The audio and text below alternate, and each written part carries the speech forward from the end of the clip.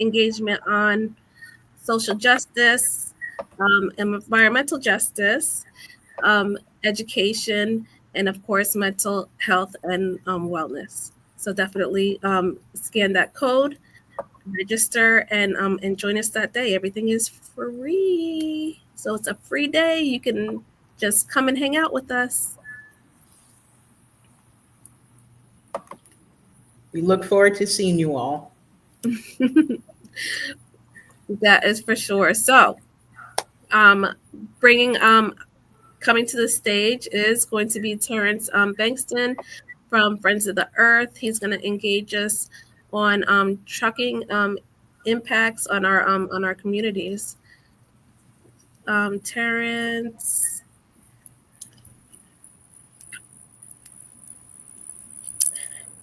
good to have you. Good evening, everyone. How's everyone doing? Well, and yourself? I'm doing okay. I am enthused but exhausted because we are doing great work. I mean, We Erica and Alstrice, Arlene, you're learning more about the work I've been doing outside of New Jersey. I think a little bit. That keeping up with the pace of great work is about service, right? And Mhm. so I was just saying to someone earlier who's going to be a special guest. First of all, tell me, do you see a Donald Reese in the background? Do we have a special guest in the background? Don't bring him up yet. I just want to make sure. He says he's there, but this is his first time getting on this platform. So he Got had his it. daughter help him out because he's a daddy's girl like me. So he had one of his Oh, oldest children help him out, make sure he was doing well. All right. So I'm not ready to bring him up yet. But what I appreciated about the session that we had on Sunday, and like I share, I'm an advocate from the block to the boardroom. So I don't say this, I say the same thing to our face on lane that I'm gonna say to the white folk behind closed doors when you're not there, basically. If I was to give you an example of what I'm leading to. And Mm-hmm. mhm. part of that was what I appreciated about the work that we're doing is even on a Sunday when I'm coming in and I'm Mhm. having the opportunity, I'm gonna call it, right, to Mhm. engage with this new council that was centered around environmental justice on behalf of parents engaged in parents. And so that's, I think, things that not just I hope for as a person that comes from a North New Jersey community, but if I put myself in just the position of working for a big ring, isn't this the type of engagement we want, right? And part of that is a teachable moment that it's not done. I was about to say it ain't just done, but it's not done between 9 to 5 on Monday through Friday when the holidays are. All right. So part of what I got to do is what I'm excited about. So I shifted my presentation a little bit, Mhm. but I think this is going to be great. And then I've also am working on a part 2 now, which I'm excited to talk to y'all about on the next Sunday. But Sunday we plan. We get together and we plan, and I have an opportunity to meet with your intimate EJ council group to kind of vet and have a conversation about the topic that will be presented and discussed in these beloved community check-ins, right? Which Mhm. allows really the world to check in. And so everybody has an opportunity to communicate, which I wanted to take a moment to do that. Parents engaged in Parents New Jersey, as well as Friends of the Earth, would appreciate if you would take the time right now, if you are logged in, to tag and share, because a lot of things we take for granted when it comes to social media in terms of algorithm and how that works, because we should not be intimidated by it, but we should understand it. Imagine how vain it can be to like your own stuff, right? But guess what? If you don't like it, it doesn't necessarily send it into the algorithm of the people who follow you, because there's so much capacity and engagement online. We don't know that little triggers like that help. So when you share this live right now, right before we get Mhm. started, and I want you to do this every check-in before the announcements come, right? Because people want to know that too. But the great things about this particular session is that it lives online, so you can come back and see what you missed. But what I would like you to do right now is take a moment to share this with your network, share this with your close friends, share this with some folks that you don't think will appreciate it. Share it with the people that love and hip hop and entertained by that series.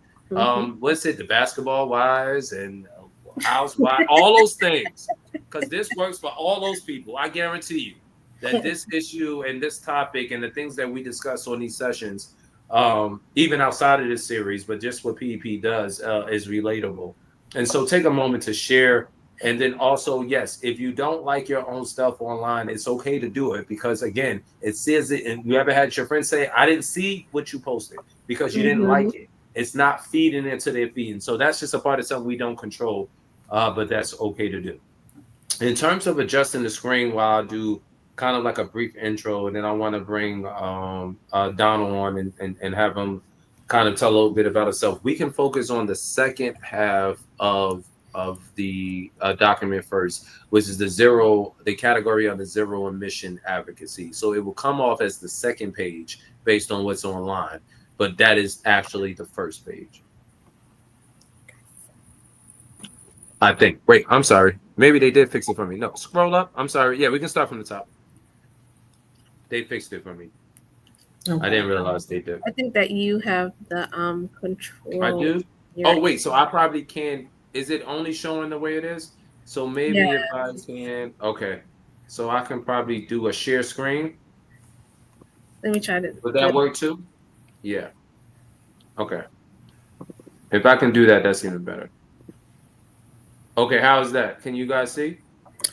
I can, yeah, once I Here, let me uh, add some have a stickers. full screen. Yes. Okay. Hold And on. so Hold on. Oh, we're gonna do it. All right, here we are. Got it. Okay.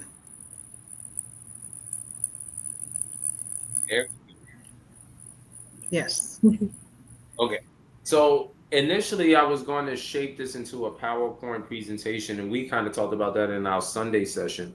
Mm-hmm. But when I did have the opportunity to use that session, and which is the point I was getting to be able to reach out to some folks who I think can offer some valuable information. And then I wanted to turn into a part two because I reached out to two truckers, and one of them is Donald Reese, who's on is backstage, and we'll bring on stage momentarily. And I'm sure we all will have some questions for him. But I appreciated his perspective that he was bringing to the table, and I thought it was even it challenged is in fact what we're campaigning for, right? But isn't that a part of the work that we do? We got to hear the voices of all people. And he's and one thing he acknowledged, he said, I don't want to speak for him, but he said, there were some great points that you brought up about trucking, but there's another side to that story. And I said, well, that's the story we want to hear, right? And then we have someone who's much younger than him that has a different kind of story, who's still looking for opportunity and didn't have he was not a truck operator and owner like Donald is, but is looking for opportunities and stop doing trucking because there's some other things he needs to do, other things he needs to figure it out. And there was a lot of what we touched on Sunday. So I'm going to go over some highlights of what we discussed Sunday in terms of this document. And obviously we will share it again. This is our third series where we've shared a series or a trilogy. I'm calling it a zero emissions trilogy, where we've shared that those links and these resources each week, and I will do the same again today. So not just this document, which or this resource, which we're focusing on today. I will share two others that I think are not think I know are very relevant to it, but each one should kind of be able to paint this picture for you, but also appeal to you, regardless if you are an advocate in this space or whether you are a victim of the circumstances, in terms of being affected by the health impacts that come from our ports. And so when we talk about trucking, and why is trucking a part of the series today? Trucking industry is a part of the series today because I have the opportunity as the senior ports and freight campaigner for Friends of the Earth to work in not just New York and New Jersey, and North New Jersey is where I'm from, and I'll share a little bit about my experience with the trucking and transportation industry. But just growing up in those communities and not thinking about how the transportation industry impacts us health wise, right? How it impacts our moms, how it impacts our grandmas and things like that. And why will we focus on women? It's not that men are not impacted, because they are, but the ones that give us birth, right, are also impacted before we even enter the earth. And so by pollution that comes from not just the port activity, but also the trucking industry. And I always say that there's multiple sides to each story. Not necessarily just two, but multiple sides to each story. And so the port has a story, the community has a story, the trucking or transportation industry has a story. How do we create opportunities where we come together and we have conversations? Because often those people are a part of the same communities. And so we often say that it's not okay in the space in the campaigns that I do to have longshoremen be impacted while at work and live in the same communities and be impacted and not be able to advocate for themselves because they don't have the information, but they are being propositioned with the dollars. And so the same thing goes for the trucking industry. Even though the trucking or rail industry is not necessarily controlled by our ports, we do control who we do business with. But we also have an opportunity, particularly when we get government funding, to offer incentives for the people we do business with, particularly those who come from minority communities or minority-owned businesses. When we understand the economic and social impacts of the trucking industry, how it's almost on our social compass, is our social responsibility to ensure that we look out for them too. And so my approach as the senior ports and freights campaigner for Friends of the Earth, and also just as a national environmental justice advocate that comes from Newark, New Jersey, is to always trust the stories of other people, or at least give them the opportunity to share it. And then we challenge it, right? And we challenge it in a way with data. We challenge it in a way with facts so that we can have a discourse about it that's healthy, intellectual, and challenging. And so I want to be able to get into that. But I also, and why this will turn into a part two, and appreciate the opportunity I was able to hit up someone who's close and near and dear to me, but I know has a story to tell that's really close to not just the stories of the parents that we work with, and he's a parent himself, but he also did something unique, which or rare, I would say, which is create his own a circumstance. Uh, and coming from a community, Stratford Place in Newark, New Jersey, right, where he was not just an operator, but a truck owner, and still is that. And then he's looking to pass this legacy down to his children. And so it's a bigger scope. And when we talk about how do we transition, learning how the trucking industry impacts us and low income communities, or how they are also impacted by just the things that we may be frustrated about. But what are the stories of the people who really are um, from our communities and doing that work, and then how does that transition to helping us? And so I want to cover a few things before I bring Donna on, and I'm not going to go again as detailed as we went through our work exercise, but we are prepared to again have a part two for this and also follow up with folks in independent conversations. Trucking is a number one issue when it comes to environmental justice communities. And so if we look at Newark, New Jersey, Camden, Jersey City, these cities that we are familiar with, that we come from, trucking will be the environmental justice issue. You will hear that maybe before you hear environmental justice, or maybe before you hear, and in different ways, and maybe before you even hear about the port being responsible. Because what we don't connect, those thousands and thousands of trucks that travel hours, at a time into and out of and throughout our community, around our parks. Why do I say that? Because these things are circumvented, right? In suburban areas, they are intentionally driven through our areas. And it's not just because we are near ports, right? There's that play into that. And so when I say that it's our community, it's speaking to that. Yes, it's where Latino X brothers and sisters are, and it's where Black folks are that are the most impacted. Trucks are allowed to drive past our parks, to drive through our communities, and it's dangerous. It's not safe. We've Heights Avenue. How many stories have we heard of people being hit by trucks randomly, or running into the gates of our parks out of nowhere? And so these things connect also to the flooding that's on Heights Avenue. as well. And so the trucking industry, the transportation industry, which includes rail and other things, are definitely impactful and definitely impacting or connected to our port operations. That's the moral of that story. Of that story. And so there are economic and social impacts of the trucking industry, and those impact minority-owned businesses. They also impact job insecurity, which I think we're going to be able to touch on significantly in our engagement with Donald. And then rising costs, like what does it cost operators, right, to actually compete and be able to deal with the nuances and the politics, as we would probably call it, of dealing with decision makers. And then we want to be able to talk about how does the trucking industry impact low-income minority communities. Why would that be important to us as parent advocates? Because it's about what we stand up for in regards to education and health. It's a disappropriate impact on disadvantaged communities. And this document that will be shared with you again in the chats. And I believe Tyler is on. Tyler, if you can share the links individually for each document, I'll appreciate that. But it'll explain what we mean by that, and then we dare you, we challenge you, we urge you to have questions, right, and ask now, then, and later. The lack of access to opportunities for people who come from our community and who want to do this type and be engaged in this type of business. But it's also about the lack of opportunity for us to understand the trucking industry, because how can we advocate for ourselves if we don't understand it? And so then we talk about the unequal distribution of benefits. Are, like any other job, wouldn't the trucking industry, wouldn't white folks maybe be treated better than people of color? Maybe.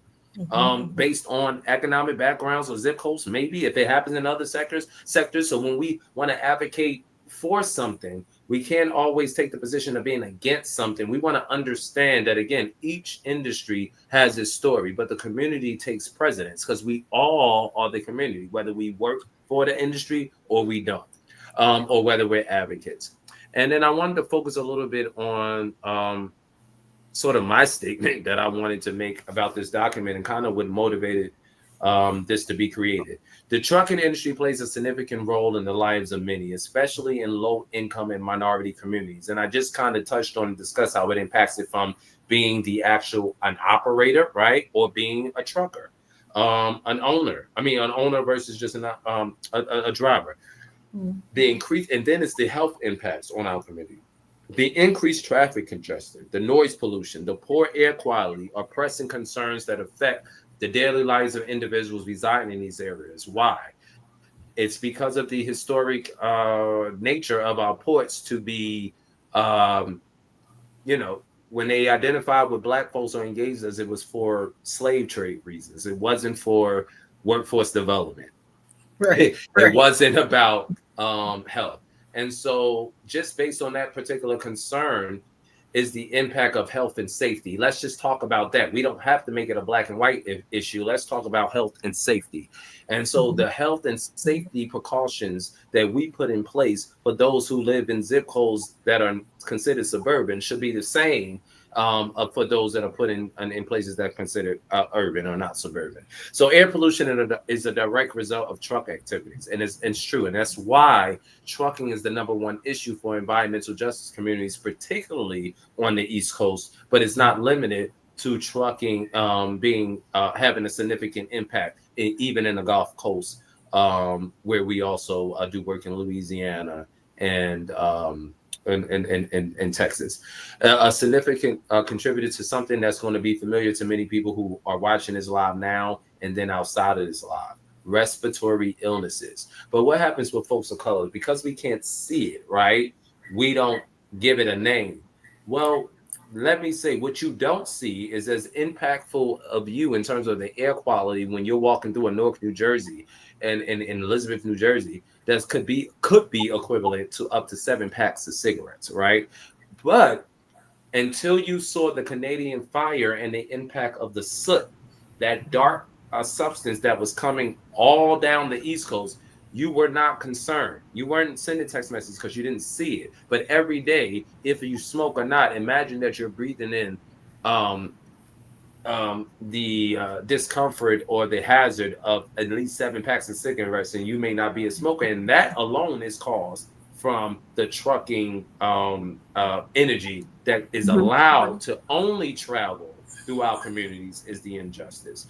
And so my last point to that is that shockingly, it is estimated to lead to approximately 60,000 premature deaths annually in the United States, which is why I wanted to make this something that connected to our communities even more. Latino, X, and Black folks are the folks that live near important communities. They are the majority most of the time. Okay. And so it's not a coincidence that they are, again, getting most of the blunt of this uncomfortable circumstance of what I think may be what was painted as inevitable pollution. If it's inevitable, then we should share it. It shouldn't just be pushed to one area code, one zip code, one community. And so Right. when we connect it to premature deaths and asthma, and we can connect it to autism, then we can better understand why trucking industry and the ports is something that we should be engaged in, not just as parent advocates, but as community advocates. With that being said, I want to get into the second half after we bring Donald on, because this will talk about, well, what are what initiatives presently exist, or what should we be doing that can help this situation? How can the average person that doesn't know anything about trucking, that's not a trucker but lives in these communities, or just care about the health impacts, right?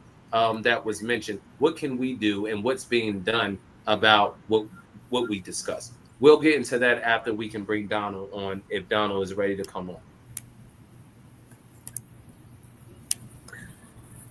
And in while we wait for Donald, for those people who are non-smokers, such as myself, having this conversation is causing me to pay more attention to my breathing and my lungs. And I'm realizing that my lungs is not working to at capacity as it once was. I can have a conversation and like right now, I have to breathe in, but I haven't used my breath yet. If you get what I'm saying, and that right there is indication of being impacted by breathing in this soot and breathing in this pollution.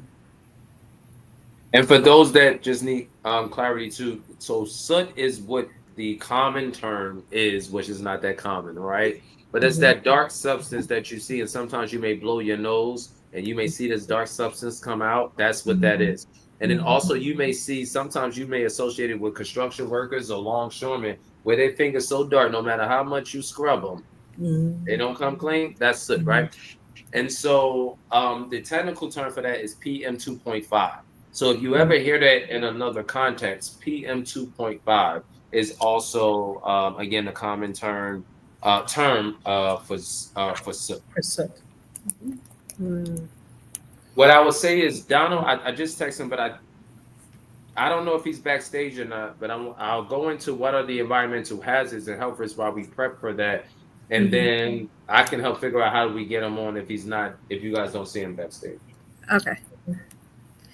So there's also, before we get to the advocacy, which is really the section I wanted to explore, what can we do about it, right? After we get to hear from Donald, is talk a little bit about what are the environmental hazards and health risks associated with the trucking industry. So why do we really care about this? So I talked about air pollution and truck traffic significantly contributing to air pollution, especially in high traffic areas. And so, again, when you think about the Coast, they may have more highway impacted related communities, whereas for a Newark, New Jersey, or a lot of communities on the East Coast, it's very much community driven. And part of that air pollution, in which the next thing is noise pollution, that I wanted to share is living on Share Avenue in the South Ward of Newark, New Jersey, just above Weekway Park, and having airplanes shake my home and me thinking that was normal, right? And not just knowing that if the airplane is shaking my home, how much of the pollution from those jets are coming. But then seeing the the trucks and the number of trucks that would be outside of my school, be outside of my corner store, just be driving through my community, or even be parked on my block, idling in a lot of cases. And that had nothing to do with the heavy port traffic. Those things were still impacting me, but I thought they were cool because we were honking at the truck, folks, or asking if we can get on the truck and, kind of treating them like firemen, not understanding that these things are hurting us. And even that, our public fleet, in terms of, California has a really good example of this, but in terms of uh, uh, uh, cities and municipalities, Houston is going to be huge for this. Transitioning buses and other and other local kind of transportation related vehicles over to being electric, because they're getting the idea that it's not just about the air pollution, but there's a noise pollution, but more importantly, it's impacting people more than not in one community than the other. And so we're excited that places like Texas is putting forth certain funds that will guarantee longevity in offering incentives for truck drivers, particularly, to be able to transfer over. Okay, so I saw that it said we lost Donald. All right, hold on one second. Let's see if I can call him. But in the meantime, do we have any questions or responses to what we said so far? Yes. So there was a statement. Have you ever driven behind a truck driver? And I know I have, right? And there's been plenty of times in warm weather where truck has let out pollution where I would have to close up my windows. Another way that truckers have been dangerous or hazardous on the road is sometimes how they drive. We understand that we need that freight, we need the product on the shelves, but sometimes it is frightening for some drivers to be on the road with a trucker because they can be unpredictable. And we understand that they have long hours to drive, but that is also a way that they are a hazard to society.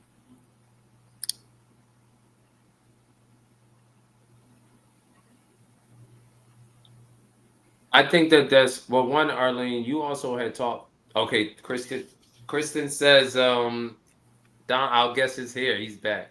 So we were Okay. just having some technical difficulties. But Arlene, I wanted to just go back to your point. Mhm. You also had spoke too about just having some insight with living in the community that we both come from too when Mhm. we had our Sunday session. Is there anything from that Sunday session before we transition to Donald that would amplify the point that you just made that came from our conversation? Because we dug a little bit deeper into like, well, what we gonna do about it, basically. Absolutely. Yes. And one of the things, the issues that we touched on was the dynamics of the trucking industry today, which looks very different to how things looked, say, 15, 10 years ago. We have various cultural and ethnic backgrounds, and there's some questions on the truckers. Are they employed by the companies or are they independent truckers? And how will they be impacted by having to transfer out their vehicles, their trucks, in order to continue to produce, exchange commerce in the state of New Jersey and, throughout the state of New Jersey. And then the connections to other places that we're transporting to and from, right? Because New Jersey is a valuable hub. It's the third busiest port for a reason. Absolutely. With that being said, I would like the opportunity to bring up Donald Reese, and I've been waiting to reveal this. Donald Reese is also a cousin of mine on my mom's side, Okay. and someone who grew up on Stratford Place. I like to say he ran Stratford Place. Looked up to him very much, so. And he's had a lot of different experiences. I won't tell his story, so any parts of that he wants to offer, he can. But one of the things, and the primary reason why I brought him up here is because he was the first person I knew and my family member who had engaged in the trucking industry, but in a way that wasn't about simply driving the truck, which is not simple in itself, but it was extraordinary to me that he also owned his own.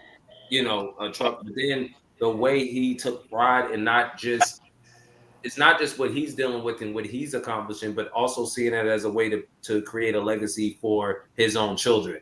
And so Absolutely. I feel, based on what we discussed on Sunday and just this issue, period, it will bring a whole other perspective in that is, I think, unique as well. With that being said, Donald, I'm going to open the floor to you. And before we get into any specific questions or probes about trucking, tell us just about yourself and anything that you want to share, and kind of what led up to you engaging in the trucking industry. Well, and then first of all, hello everyone. Good evening. Good evening. In a short nutshell, grew up on Stratford. It was nice when we moved there, turned to a rough environment. I chose not to listen to my mother, took the rough path, learned from that rough path, and to really fast forward past that, I had a cellmate that was a trucker,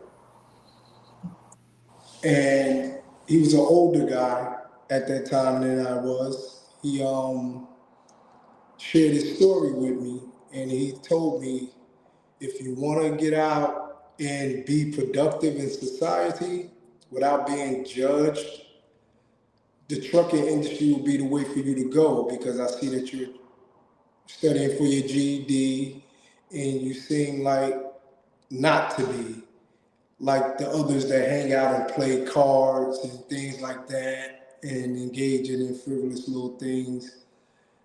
So he shared his knowledge with me, and I actually was inspired by it and all the things that he said he accumulated, how he was able to take care of his family. So I told him, I said, one word I'm gonna keep to you, I'm gonna get my CDL when I come home. And he was like, yeah, I heard that a lot. So I just chuckled, and eventually I made it to the camps and everything. Eventually I came home. I reached out to a very important figure that played a very strong role and positive part of my life, which was my cousin, Terrance Bankston.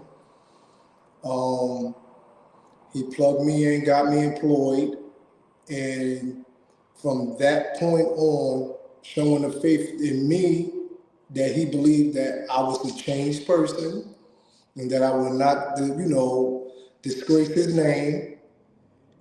He trusted in his big cousin, and I delivered.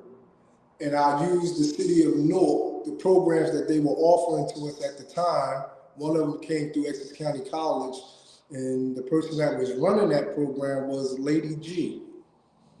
I actually met her. She fell in love with me, and she said, I'm going to help you out because you're not like the other guys that come in here. So she got me this grant that allows people that come home to get their CDLs. She did that for me. I went and searched out different schools, and I picked this one particular school. And as I was filling out the paperwork, I put Class B because working for the city of Newark, the majority of the guys that have their CDL have Class B. So when I was filling out the paperwork, the lady said to me at the receptionist desk, she said, why are you doing Class B? They got a grant for you for $5,000. Why would you do Class B? Why don't do Class A? And then you can qualify to drive everything that them guys could drive at Class B and more. Why would you limit yourself? So I thought about my old cellmate, and I said, he had Class A.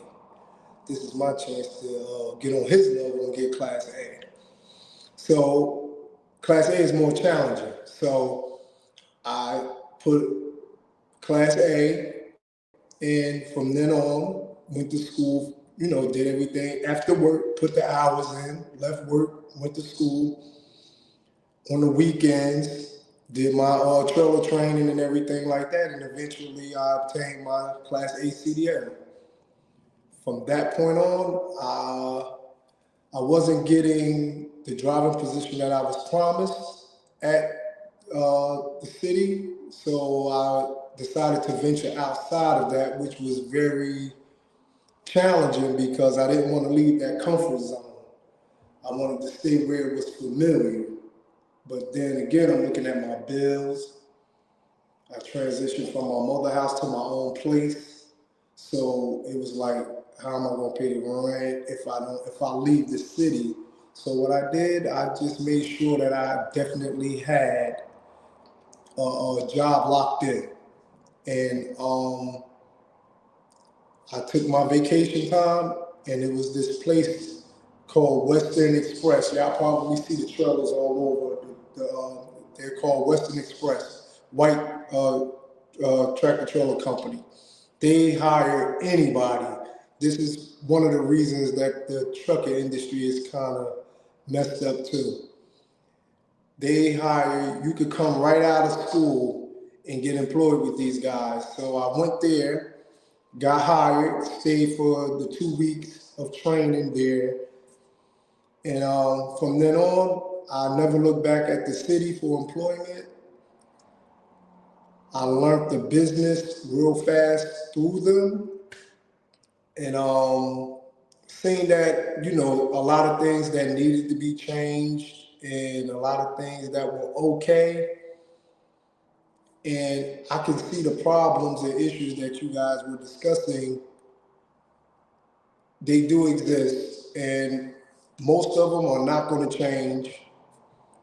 And a lot of them can be changed, but it will be, I think, a long road and a tough fight to get those things implemented, in which I heard y'all speak about.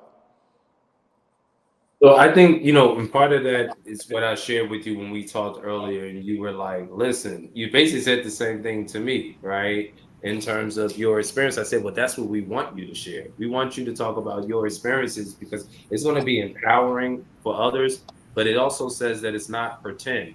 What I tried to capture in this document, Donald, was the reality from all sides, right? And part of what was pushed back on, and not in a negative way, but I was challenged on this, which was needed because I was able to, based on my research and learning, was able to stand by it. But someone that was more expensive in more experienced in the trucking industry from this environmental perspective, and a lawyer said, "Well, is there really discrimination? Is there really if these variables exist that truckers are forced to make other decisions, they're in compromising situations, is it really a 360 impact, or is this really just about trucks going from the port, dropping off a freight from the port to wherever their pickup destination was?" And my thing was, the short end was, it's not. This is about the livelihood of people like yours. This is about the ability to have us have access to this type of job market, but also for people like yourself who's willing to have the conversation deeper than just the routes you pick up, the salary you must have, which is important. But we need folks that are truckers to actually advocate for themselves, to tell us why it won't work, to tell us what things you feel could work. And so I wanted to be able to focus a little bit on that. But I think there may be some questions too already just based on your intro. But I wanted to preference some of what Donald shared with me, and then we can go into some other questions. He said that we raised valid concerns, or I did, about the trucking industry. However, and he was talking about this piece we put together. He said there are some key factors that may never change. I want to talk, be able to have a discourse, Erica, about what never change means for us. Does it mean for Donald? And what does it mean for us? Because we feel that way about many things, right? And then Right. in our job as parent advocates or advocacy agency is to figure out and work through that frustration, right? But then be realistic. Some people say, I'm a realist about what it can change and what can't. But we are often, as Black people, the first to do it all that matter in terms of change. So we want to also factor that in. And so another point that he made that I agree with, the port industry operates on time. And we talk about this in our sessions. It's about money, right? What can you do for me lately? It's very transactional. And what we have been working towards is ports being more transformational, engaging with the community near them much differently than they've been required to, almost like a good neighbor. The same thing we expect from the person that lives next door to us or the stop one on the corner, we're going to expect from our port, and they're going to have to answer to that. that's not how people of color used to talk to the port, right? Or they Mhm. had to respond. But Mhm. unfortunately, fortunately, when you get public dollars, right, and you are a public interest, we have a right to do that. We didn't know, Donald, that we had a right to do that before. And then we have a lot of people who look like us who are in power that won't stand up for us and won't advocate. And then often we don't rear ourselves to be decision makers in this space. That's why you were somebody that I wanted to bring on, because you didn't just say I wanted to be a trucker. Even the story, I don't think I heard it in that way from the class being introduced to say, well, I'm gonna do this class, and then being said no. And that's what I always say. That's called career exploration. Tell me what I need to do from the beginning, because I might make a different decision. You are not somebody, and neither should we all be considered to be a lazy person, Erica and Arlene. Sometimes people consider us to be lazy. Even China poke fun at us because of the terrorists with a commercial saying, "Yeah, you want to do all the work you want to, America. Let me show y'all." And he wasn't trying to insult us, China, was it? They was just trying to throw something in the face of our Leadership president of that the we might be president. a little lazy. We might be a little overweight over here. We might not want to really put in that time on that grind. And so some of us as Americans saw the reality in that no matter how much we love America and we are here, and I think it works in that same way. So I want to be able to open the dialogue where we can ask Donald about Yeah, his experiences. Both that I think will be empowering to the audience that we have, but also I think this is informational to stakeholders and decision makers, because I don't right. think we've had this before. So I'm gonna yield the floor first before I say anything else. Are there any questions Yes. for Donald? Yes, Donald, I have a question. I heard you say, well, first of all, thank you. I commend you on your fortitude and for coming up here and bravely telling us about your story. Thank you very much. And I'd like to say you will or you have inspired listeners today. But I heard you say that some things won't ever change or won't change. What exactly do you think it is that won't change? Well, let's go to the port where mostly, well, yeah, where the majority of everything starts to Mhm. get shipped out, which Okay. leads us to timing. Everything is based on timing. Things that I'm sure that you guys are more familiar with behind the scenes that Yes. that the truckers deal with on the scene, Mhm. which would be like, let's say, like the holidays are coming up. They already have this stuff lined up in categories at the port. So they know that it has to be shipped out. Let's say Christmas. Christmas is getting shipped out and supplies are getting shipped out in late September, October. Because Mhm. they know already, they're counting your money before you even get to cash your check. Yes. Okay. I understand what you're saying because I was in the international business for 13 years. I was a project manager. So I was on the import brokerage side and the export side. So in this case, I think you're talking about the export side where there's a cutoff date. So there's a cutoff date for every vessel, and vessels are sailing out every week. So the containers have to be at the port before the cutoff date. And the cutoff date is usually either a Wednesday or Friday by noon. And Right. so if that container is not at the port by that time and cutoff date, it will not make the vessel. So I understand, cutoff dates, ETAs. If it doesn't make it, it'll roll. If it rolls and doesn't make it on the vessel, then that means that there's an additional charge for demurrage. Back then, it was $250, and the customer doesn't want to pay that, right? The broker may be responsible for that. So I understand what you're saying because it's the industry. Yes, it doesn't leave a lot of time for what you have to do. And truckers have more than one container to move about, right? So if you're just working with like one pickup a week, then this wouldn't be the conversation. But you'll have several delivery orders that you're dealing with a week. So I understand that. And the convenience of the port, so that's something that we can definitely take some time to think about. Right. I don't want to say it won't ever change, but I would like to be optimistic. But that's a challenging one that you posed. Right. The And other, not to mention I just mentioned Christmas, but that also entails food products, which we all know definitely has an expiration date. This is why I say that will never change from that facet because of the food that we get from other countries that have to be on shelves, have to be shipped out by a certain period of time, and leading to saving for, like, let's say, emissions and things of that nature as far as your health and things like that.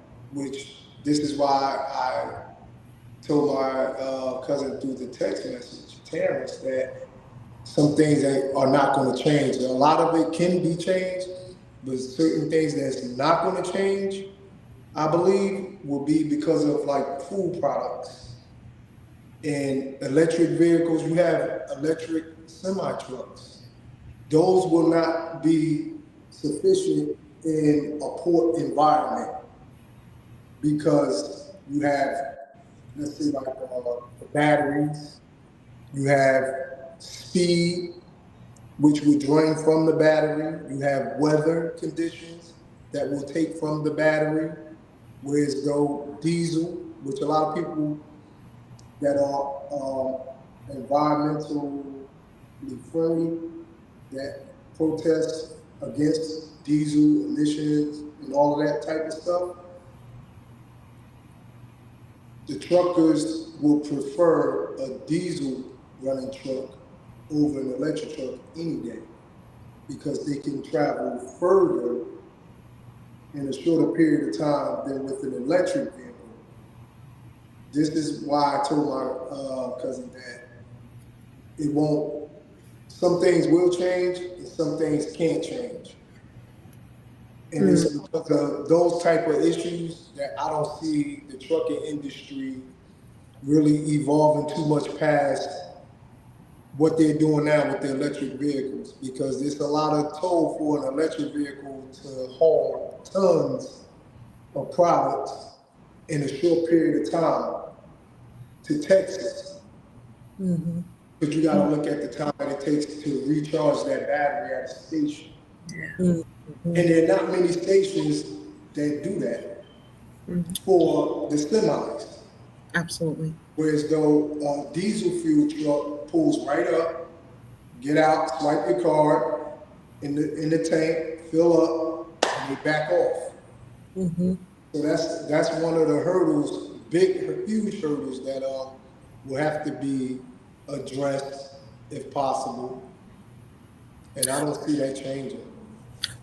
But thank you for raising that, right? Because it gives us enough time, or should we say, Terrence, enough time to bring that back to his constituents, and they find a solution for the very thing that you're talking about, and then it will give us direction on advocacy, right? If they don't make it electric, there may be something else that they can do to decarbonize the trucks. And there is. So right now they do have I know that the port does that have the truck replacement program. Um, Although it might not be as robust as we would like it to be, it's definitely there and available for truckers. Have you ever heard about it, Donald? No, because No? at certain, like, you have to realize also at certain as truckers, we're not privy to, like I said, like some, like the information that y'all are privy Got to it. make us more aware Hmm. of of what is capable to be done, like what we can do to help out on our parts as truckers. Good. Like for electric vehicles, we do know that there are incentives, tax incentives, for if we purchase electric vehicles. Right. And but that's not our way of thinking as truckers. Is we need to get this freight here so we can get another freight there so we can get paid. Because you're, That's yeah, it's like we're Right. so in that circle of life where it's like you got to keep going, you got to keep going. But And then the lines are long. That's how you're trained to right, be. But Erica, right. first of all, Arlene and Donald, I was just enjoying. I wanted to jump in like it was that thing that they do in the hood. But cause what y'all was doing is exchanging experiences. And Donald, we need people like you. I didn't plan this, right? Just how it would come up. I mean, Yeah. I figured it out based on, again, what the advocates wanted and what they was coming to sound like. I got to know somebody that can contribute to this, but in a way that would be real, right? Mm-hmm. We don't like to put people on this platform. You're going to be new to Parents Engaging Parents, but I'm sure they'll invite you back for more things. But we don't engage, we don't put fraudulent people in front of our audience. Mm-hmm. That don't make us perfect, that don't make us right, and we're not magic. But we're gonna bring our true authentic selves to the table. And you doing that is something that's rare. And part of what Erica touched on is what I was gonna even ask. It's like, have you been invited to those conversations about the advancement of technology around? And they do this around the country, Donald, talking about us. Right. Okay. But they don't invite, if we're not a part of the conversation, anything that's about us and don't include us is not what? For us. Us. But you totally had the ability to break it down to every level that Arlene is about to send me back to the drawing board about what I got to do. But no, I'm here, Arlene. Arlene, I'm here already. What I said is, but I knew that Parents Engaging Parents is the platform to do it. And that's why we're partnering with Friends of the Earth with them on a national level, not so much what they're doing in New Jersey. Their national network is what impresses Friends of the Earth so much, because the idea that we can have a focused audience like parents that have all these different levels of experience, and just based on having conversation and discourse, we might be able to help each other out.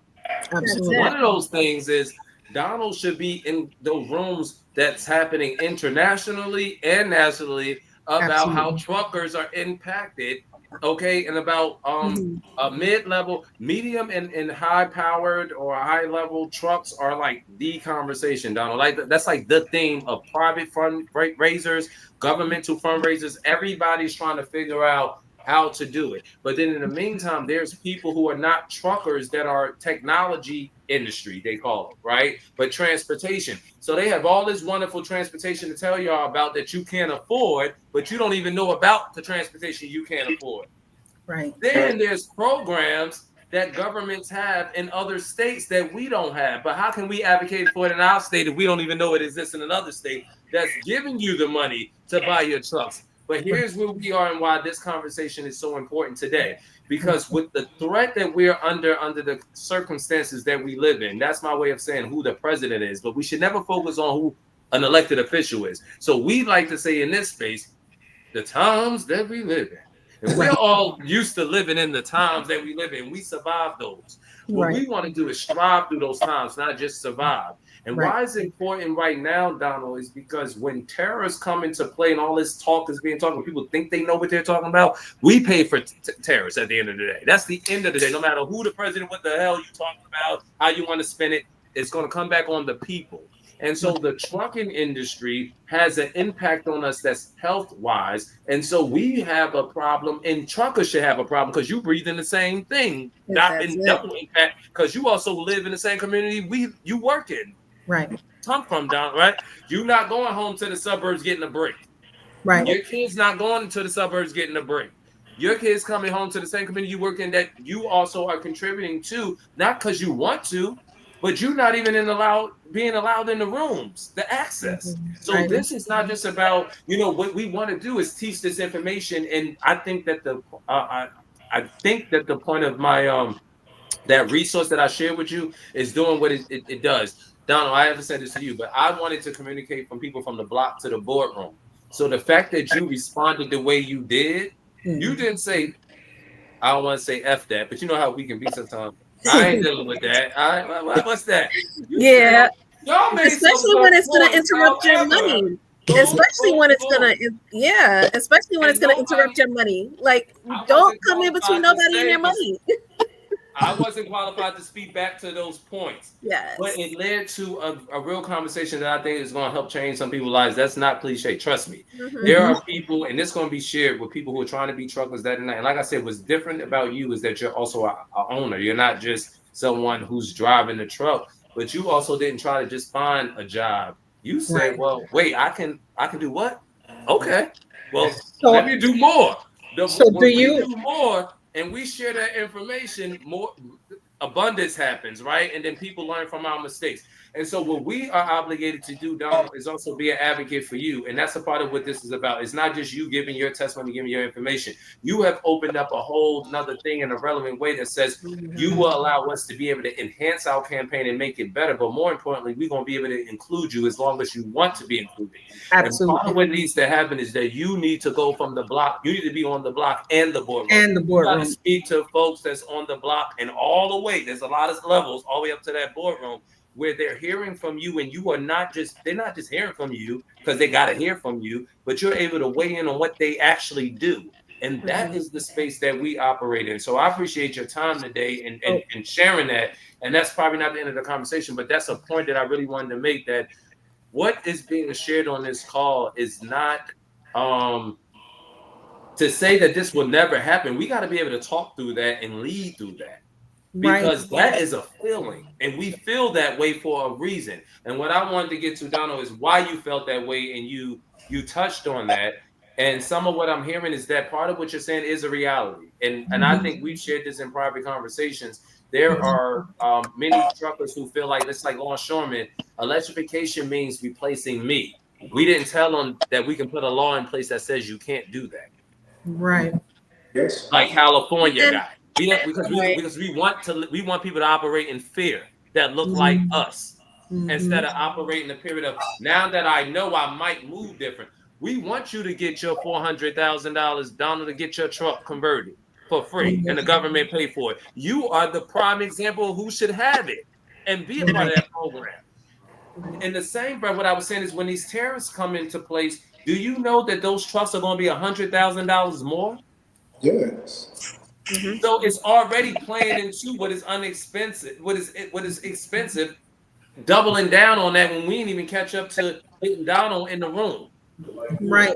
And so, Donald, I have a question. Do you deliver for import freight and export freight? A little bit of both. It's like a mixture, you know. Oh, So it's like, let's just, I want to remove myself out of the equation as somebody that was there and can step outside the box and give you a better perspective of how the intricates really work and what's the problem that I see. Well, it's a bunch of problems that I see, but it's like, let's say one for instance is, if you choosing between an electric and a diesel, okay, the cost up front for the electric is more, but you will have to look at, if it's like a choice. If I put more into the electric, I'm hugely out of pocket at a disadvantage starting off. The flip side of that is, if I go diesel, all right, I put a little bit down, I got high payments, and, and mechanical costs. Something goes wrong. There's more work to be done on a diesel truck than an electric truck. That's right. So it's like, it's a double-edged sword. So you pick your poison, but more drivers, I'm telling you, would rather just go diesel than electric. One, Well, because it's very unfamiliar to them, and they know they have to move this freight That's right. No matter what. because everything is timing. They have to move this freight, mhm. which comes into play. I don't mean to just leave that sector, but No, it's to another facet which causes an issue: driving, right. which is trying to sneak past your 11 hours of driving that's right. because you're trying to move that freight there. Because now I'm not forced to sit and wait for this truck to charge, which I could go into sleep mode and accumulate my sleep hours, which I'm really not sleeping. Mm. I'm probably watching YouTube, TV, or something, and now I'm back on the road and I'm driving and I'm falling asleep, dozing off, That's right. swerving, and then you got a family coming up and they going on a trip or somewhere, they That's mind right. their business, and you slamming into them. It's like it's a whole facet. It's like a chain reaction Yeah. of things that cause things, and then another part of that is just sitting there letting the truck idle, emissions. Just Mm. Hmm. so it's like those things is if you don't have some type of policing on that front at those stops, they're not turning them trucks off. Trucks ain't going on. That's just And we can understand why, because like thinking about it from the humanity side, right? You know, you're in the elements. So whether it's cold or hot, you know, you want to be comfortable. no, Like, no, no. They have you know, no. They have technology where your truck can be off and still produce grab air from the cold air and transfer it into heat. It's just that some truckers are locked in. That's just what they do. They're gonna just sit there and let their truck run. So, you what you've said was very poignant, and that is definitely going to be used for the models of how we're going to switch over these trucks. Trust me, the efficiency will be there because I know for export you can't just go down to the port. You got to go pick up the chassis first. So you got to Yeah, wait online for that. right. A long line Chassis, then you got to go to the port and pick up the empty and container get it and put it transferred on over the to the chassis. chassis. Yeah. Yeah, so yeah, Terrance will make sure that happens. I mean, I think we got to figure out. You got to have a one-on-one relational meeting, Erica. We got to bring him into the oh, PEP family it's because going down. part of listen, Donald, what you don't know is It's part of going the down. entrapment, right, into this transformational space, not transactional space. So it's not about you do something for me, I do something for you. We want to change each other's lives, right? If we engage, we want Right. to be impactful. So that's what this unit is about. And what we've been able to do in some of the work we've been doing in Newark and New Jersey is help support the first Port Advisory Council, where the port is meeting with the community and the community leads that council. And these conversations are ongoing. It's not happenstance. But then also the port is being required and expected to put some money, which comes from the government anyway, into the community. And we have longshoremen who are part of that council. We don't have someone from the trucking industry. We don't have a trucker. And what I've been saying, and part of my approach to my work, and PEP supports this and has supported this. I don't want to speak for their whole movement because this is one piece of it, but it does speak to empowering all the constituent bases, meaning you as a trucker cannot be looked at as just a polluter in a part of the industry. You are a constituent. You have a story to tell too. We got to make you a part of the It's a, conversations and the decision-making tables, but they're at every partners. level, at They're every level, partners. because you want to be. Right. Everybody can't be there, but because you want to be, you should be. Right. Then when people find out you actually have something to offer, that's more than enough. But we don't get the access and we don't do this, what we're doing. There's Right. two black brothers and two black sisters leading this conversation today, and we didn't have rehearsal or scripts or producers to produce it. And Right. we're talking about the trucking industry. Right. So, and all from Newark, New Jersey, or New Jersey at least, right? New Erica, Jersey. Hmm. Erica was Elizabeth. I'm Elizabeth. Yep. Town girl. So True and true. True and true. I guess one of the questions I have, first of all, do we have any questions that's out there? If so, let's vet those. But one of the questions I have, Donald, based on just me reaching out to you and asking you to be a part of this experience and your engagement, what were you expecting? And then is there anything that you kind of feel different about now, maybe? Well, I wasn't really. I just thought basic, excuse me, basic truck talk. And but when you sent me what you put together, I said this seems like I said it seems like it's tearing down the trucking thing. Okay. No. So as I started reading and reading down the paragraphs and stuff and the points you were making, I'm like, hey, you're making some pretty good points here, which are true. I can't say that, none of this is But inaccurate. you would have said it. You would have said this is some BS if you felt it was based on your experience. Oh, definitely. Absolutely. Yes, that's important. Yeah. Definitely. But like I said, that's why I think what was likely to change can be changed, but it's a higher power Mm-hmm. that's operating behind closed doors that's making these decisions for the masses that shouldn't, because they're not the ones in the community. They're not the ones that's driving, falling asleep behind the wheel. They're not the ones that's letting the trucks run when they're not being operated. Yeah. It's like a whole bunch of things. Like I could touch on a whole bunch of points, whereas though I see that can limit truck use would be something that we call like relays as truckers, like where one truck will bring it to a certain point, another truck is there to meet them to pick up that trailer and go on to further that, rather than that one trucker just hauling it all the way across, Mm. where he could be on his way back to get another container Mm. and meeting another truck driver. Oh, I didn't know that existed. So these That's things right. here is what can lower fuel costs. The bad pollution in the air Mhm. is like, but once again, it's going to come back to the money.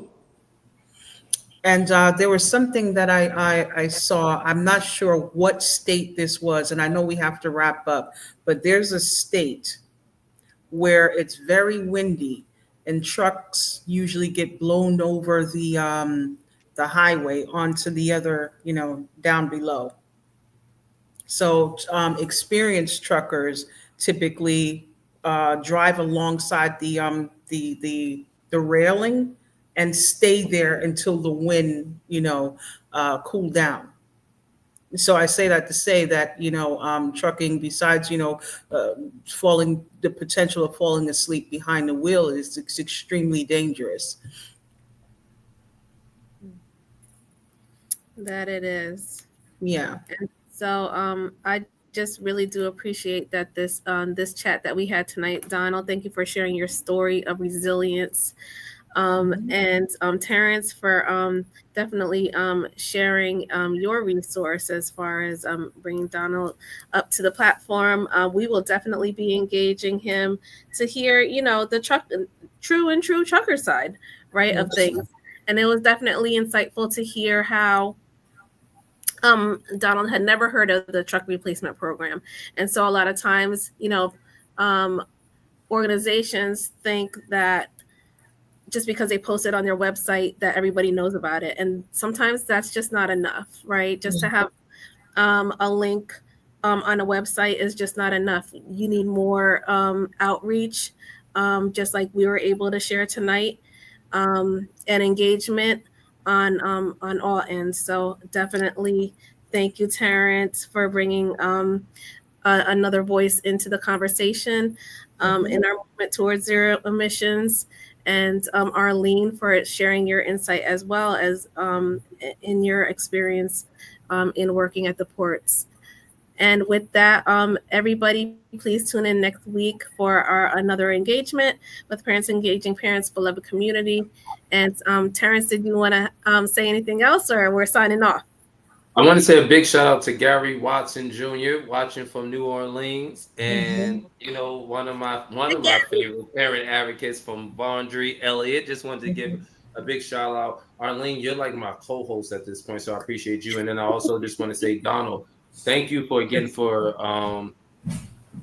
not just being family, but being real. I called on you. I said, I need you. And you showed up and you showed out. The Bankston family, listen, we the real deal, right? So I'll end with that and say that we look forward to continue this conversation. I definitely want to get into a part two. There's young men in our communities who are also interested in the trucking industry. When I was talking to someone I want to bring on as a second guest, Rob, he said, does your cousin still own his trucks and different things like that. And I said, yeah, he was so amazed by that because that's something he's inspired to do, but he's always been a complainer about being in a position to rent trucks. And just a little bit I'll end with that. There was a story that you can Google that happened in Elizabeth about a year ago, where young ladies were speeding and driving drunk, and they crashed into the back of an 18-wheeler that was on 1 and 9. That was his truck. So when he got out of that truck and he had not moved, he was at a stoplight. And those young ladies, so it's dangerous on all sides, right? It's issues on all sides. Those young ladies ran to the back of his truck. Imagine the trauma he still experienced from seeing them be beheaded. I mean, those are not things truckers signed up for, right? Yeah. But they do have to drive late hours. They do have these variables as much as anybody else. So there's a lot of things that goes into it. We didn't get into the advocacy piece because I thought the testimony piece was as great. And obviously we did have a great conversation. And so I look forward to having a part 2 in this where we can hear from maybe a few more truckers with different, not different perspectives, because I think the points will be the same, but just the level of experiences in the trucking industry. But also we'll be able to get into the advocacy piece in terms of, well, what can we do even if we're not truckers? How can we tie this into the advocacy work we do? As always, I thank you for the opportunity to share, and for the first time, bring in a special guest that I hope did not disappoint you all. No, not at all. Thank you so much. It was a great addition. So of course, this session is powered by Ports for People. We are very appreciative of their support and their sponsorship. And of course, you will see us next week at the same time and same place. See you, everybody. Have a good night. Good night.